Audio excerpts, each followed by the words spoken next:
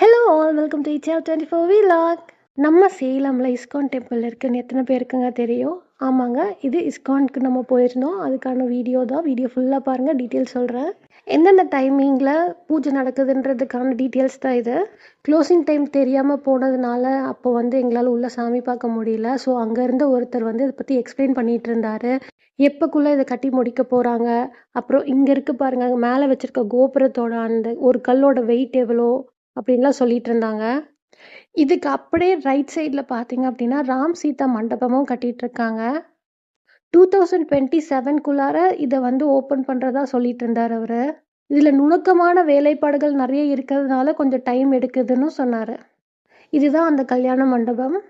நீங்கள் சேலம் பீப்புளாக இருந்தீங்கன்னா கண்டிப்பாக சண்டே அன்னைக்கு மார்னிங் போயிட்டு சாமி கும்பிட்டுட்டு அங்கேயே பிரசாதம் கொடுப்பாங்க, அன்னதானம் போடுவாங்க, சாப்பிடலாம்.